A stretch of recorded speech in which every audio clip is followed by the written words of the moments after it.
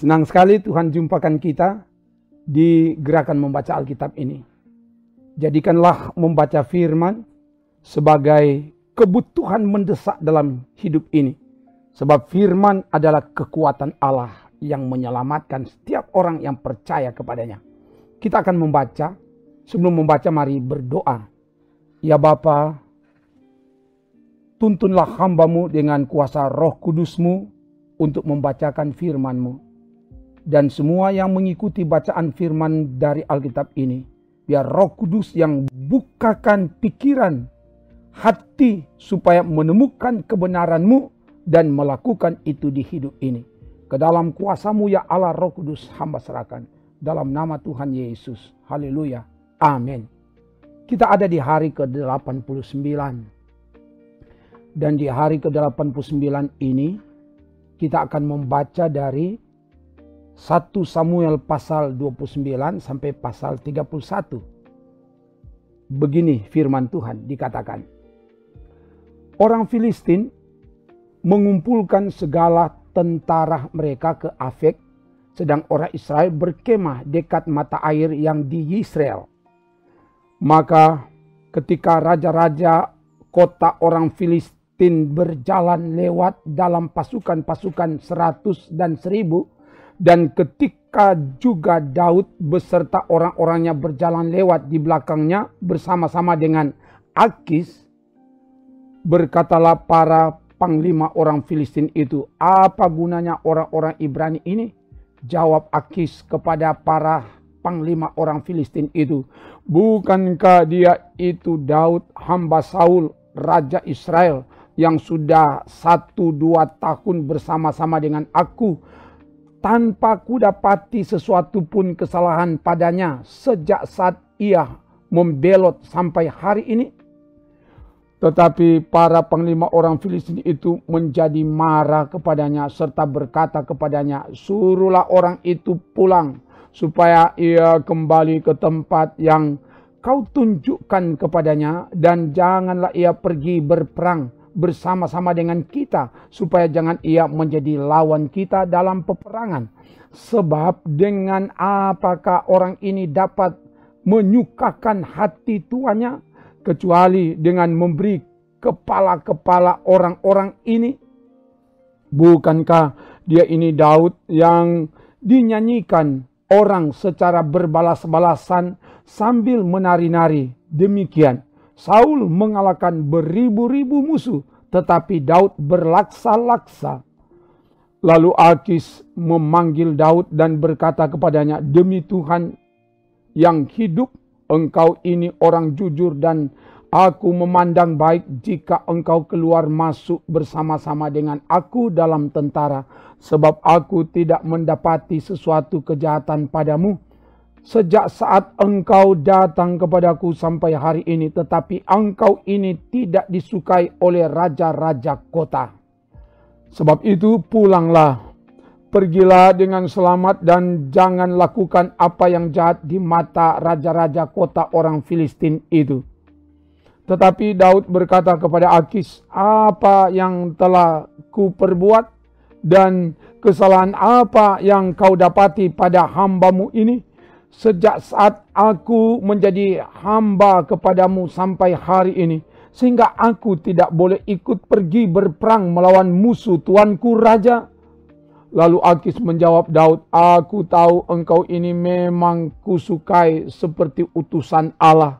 Hanya para panglima orang Filistin telah berkata, ia tidak boleh pergi berperang bersama-sama dengan kita. Jadi bangunlah pagi-pagi beserta orang-orang tuanmu ini yang datang bersama-sama dengan engkau. Bangunlah kamu pagi-pagi, segera sesudah hari cukup terang bagimu, dan pergilah.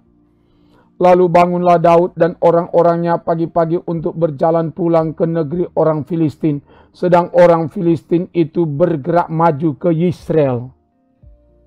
Ketika Daud serta orang-orangnya sampai ke Siklak pada hari yang ketiga, orang Amalek telah menyerbu tanah Negeb dan Siklak. Siklak telah dikalahkan oleh mereka dan dibakar habis. Perempuan-perempuan dan semua orang yang ada di sana, tua dan muda, telah ditawan mereka. Dengan tidak membunuh seorang pun, mereka menggiring sekaliannya, kemudian meneruskan perjalanannya. Ketika Daud dan orang-orangnya sampai ke kota itu, tampaklah kota itu terbakar habis, dan istri mereka serta anak mereka yang laki-laki dan perempuan telah ditawan. Lalu menangislah Daud dan rakyat yang bersama-sama dengan dia itu dengan nyaring, sampai mereka tidak kuat lagi menangis. Juga kedua istri Daud ditawan, yakni Ahinoam, perempuan Yisrael, dan Abigail, bekas istri Nabal, orang Karmel itu. Dan Daud sangat terjepit karena rakyat mengatakan hendak melempari dia dengan batu. Seluruh rakyat itu telah pedih hati, masing-masing karena anaknya laki-laki dan perempuan. Tetapi Daud menguatkan kepercayaannya kepada Tuhan Allahnya. Lalu Daud memberi perintah kepada Imam Abiatar bin Ahimelek, bawalah efod itu kepadaku. Maka Abiatar membawa efod itu kepada Daud. Kemudian bertanyalah Daud kepada Tuhan, katanya, haruskah aku mengejar gerombolan itu? Akan dapatkah mereka kususul? Dan ia berfirman kepadanya, kejarlah, sebab sesungguhnya engkau akan dapat menyusul mereka dan melepaskan para tawanan. Lalu pergilah Daud beserta ke-600 orang yang bersama-sama dengan dia, dan sampailah mereka ke sungai Besor. Sementara orang-orang yang mau tinggal di belakang berhenti di sana. Maka Daud melanjutkan pengejaran itu beserta 400 orang. 200 orang yang terlalu lelah untuk menyeberangi sungai Besor itu berhenti di sana. Kemudian mereka menemui seorang Mesir di padang, lalu membawanya kepada Daud. Mereka memberi dia roti, lalu makanlah ia. Kemudian mereka memberi dia minum air, dan memberikan kepadanya sepotong kue ara dan 2 buah kue kismis. Dan setelah dimakannya, ia segar kembali, sebab ia tidak makan dan minum selama 3 hari 3 malam. Kemudian bertanyalah Daud kepadanya, budak siapakah engkau dan dari manakah engkau? Jawabnya, aku ini seorang pemuda Mesir, budak kepunyaan seorang Amalek. Tuanku meninggalkan aku karena 3 hari yang lalu aku jatuh sakit. Kami telah menyerbu tanah Negeb orang Kreti dan daerah Yehuda, dan tanah Negeb, Kaleb dan Siklak telah kami bakar habis. Daud bertanya kepadanya, dapatkah engkau menunjuk jalan kepadaku ke gerombolan itu? Katanya, bersumpahlah kepadaku demi Allah bahwa engkau tidak akan membunuh aku dan tidak akan menyerahkan aku ke dalam tangan tuanku itu. Maka aku akan menunjuk jalan kepadamu ke gerombolan itu. Ia menunjuk jalan kepada Daud ke sana, dan tampaklah orang-orang itu berpencar-pencar di atas seluruh daerah itu sambil makan minum dan mengadakan perayaan karena jarahan yang besar yang telah dirampas mereka dari tanah orang Filistin dan dari tanah Yehuda. Dan pada keesokan harinya Daud menghancurkan mereka dari pagi-pagi buta sampai matahari terbenam. Tidak ada seorang pun dari mereka yang lolos, kecuali 400 orang muda yang melarikan diri dengan menunggang unta. Daud melepaskan semua apa yang dirampas oleh orang Amalek itu, juga kedua istrinya, dan dapat dilepaskan Daud. Tidak ada yang hilang pada mereka, dari hal yang kecil sampai hal yang besar, sampai anak laki-laki dan anak perempuan, dan dari jarahan sampai segala sesuatu yang telah dirampas mereka. Semuanya itu dibawa Daud kembali. Daud mengambil segala kambing, domba, dan lembu.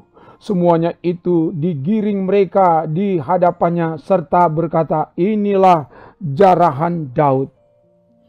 Ketika Daud sampai kepada ke-200 orang yang telah terlalu lelah untuk mengikuti Daud, yang telah dibiarkannya tinggal di dekat sungai Besor. Maka keluarlah orang-orang ini menyongsong Daud dan menyongsong rakyat yang bersama-sama dengan dia. Daud mendekati orang-orang itu dan memberi salam kepada mereka. Kemudian mulailah berbicara semua orang jahat dan orang dursila di antara orang-orang yang ikut pergi bersama-sama dengan Daud itu, katanya, karena mereka tidak ikut pergi bersama-sama dengan kita, janganlah kita berikan kepada mereka apa-apa dari jarahan yang kita selamatkan itu, kecuali kepada masing-masing mereka istrinya dan anak-anaknya. Itu boleh mereka bawa dan biarlah mereka pergi. Tetapi Daud berkata, janganlah kamu, saudara-saudaraku, berbuat demikian dengan apa yang diberikan Tuhan kepada kita, sebab Ia telah melindungi kita dan menyerahkan ke dalam tangan kita gerombolan yang menyerang kita. Siapa yang mau mendengarkan kamu dalam perkara ini? Sebab bagian orang yang tinggal di dekat barang-barang adalah sama seperti bagian orang yang pergi berperang. Itu akan dibagi sama-sama. Dan demikianlah halnya sejak hari itu dan seterusnya. Hal itu ditentukannya menjadi ketetapan dan peraturan bagi orang Israel sampai sekarang. Ketika Daud sampai ke Siklag, dikirimnyalah sebagian dari jarahan itu kepada para tua-tua di Yehuda, kepada teman-temannya dengan pesan, inilah pemberian kepadamu dari jarahan yang dirampas dari musuh Tuhan. Yakni kepada yang di Betel, kepada yang di Ramot, di tanah selatan, kepada yang di Yatir, kepada yang di Aroer, kepada yang di Sifmot, kepada yang di Estemoa, kepada yang di Rakal, kepada yang di kota-kota orang Yeramel, kepada yang di kota-kota orang Keni, kepada yang di Horma, kepada yang di Bor-Asan, kepada yang di Atak, kepada yang di Hebron, dan kepada segala tempat di mana Daud dengan orang-orangnya mengembara. Sementara itu orang Filistin berperang melawan orang Israel. Orang-orang Israel melarikan diri dari hadapan orang Filistin dan banyak yang mati terbunuh di pegunungan Gilboa. Orang Filistin terus mengejar Saul dan anak-anaknya dan menewaskan Yonatan, Abinadab dan Malkisua, anak-anak Saul. Kemudian makin beratlah pertempuran itu bagi Saul. Para pemanah menjumpainya dan melukainya dengan parah. Lalu berkatalah Saul kepada pembawa senjatanya, hunuslah pedangmu dan tikamlah aku, supaya jangan datang orang-orang yang tidak bersunat ini menikam aku dan memperlakukan aku sebagai permainan. Tetapi pembawa senjatanya tidak mau karena ia sangat segan. Kemudian Saul mengambil pedang itu dan menjatuhkan dirinya ke atasnya. Ketika pembawa senjatanya melihat bahwa Saul telah mati, ia pun menjatuhkan dirinya ke atas pedangnya lalu mati bersama-sama dengan Saul. Jadi Saul, ketiga anaknya dan pembawa senjatanya dan seluruh tentaranya sama-sama mati pada hari itu. Ketika dilihat orang-orang Israel yang di seberang lembah dan yang di seberang sungai Yordan, bahwa tentara Israel telah melarikan diri dan bahwa Saul serta anak-anaknya sudah mati, maka mereka meninggalkan kota-kota mereka lalu melarikan diri juga. Kemudian datanglah orang Filistin dan menetap di sana. Ketika keesokan harinya orang Filistin datang merampasi orang-orang yang mati terbunuh itu. Didapati mereka Saul dan ketiga anaknya tergelimpang di pegunungan Gilboa. Mereka memancung kepala Saul, merampas senjata-senjatanya dan menyuruh orang berkeliling di negeri orang Filistin untuk menyampaikan kabar itu di kuil berhalanya dan kepada rakyat. Kemudian mereka menaruh senjata-senjata Saul di kuil Asitoret dan mayatnya dipakukan mereka di tembok kota Bet-Sean. Ketika penduduk Yabes Gilead mendengar tentang apa yang telah dilakukan orang Filistin kepada Saul, maka bersiaplah segenap orang gagah perkasa. Mereka berjalan terus semalam-malaman, lalu mengambil mayat Saul dan mayat anak-anaknya dari tembok kota Bet-Sean. Kemudian pulanglah mereka ke Yabes dan membakar mayat-mayat itu di sana. Mereka mengambil tulang-tulangnya lalu menguburkannya di bawah pohon tamariska di Yabes. Sesudah itu berpuasalah mereka 7 hari lamanya. Demikian bacaan firman Tuhan dari Alkitab. Mari berdoa. Terima kasih Bapa, firman-Mu sudah dibacakan dari Alkitab. Dan karena itu, biar Roh Kudus mula yang membukakan pikiran kepada semua yang mendengarkan bacaan firman-Mu ini, supaya kami mengerti, memahami, dan Roh mula yang memampukan kami melakukan, sehingga firman-Mu kami tindak lanjuti dalam hidup ini. Dan semua yang mengikuti bacaan firman-Mu ini dimanapun berada, hamba tumpangkan tangan, Tuhan jamah, Tuhan berkati, sehingga dari hari ke hari semakin bertumbuh teguh dalam iman, dan iman yang bertumbuh dibuktikan dalam tindakan nyata. Terpuji nama-Mu Bapa, dalam nama Tuhan Yesus. Haleluya. Amin. Demikian bacaan firman Tuhan dari Alkitab. Tuhan Allah akan menjagai, menolong, memberkati, memberi kemenangan, dan menyelamatkan saudara kini dan sampai selamanya. Amin. Trims.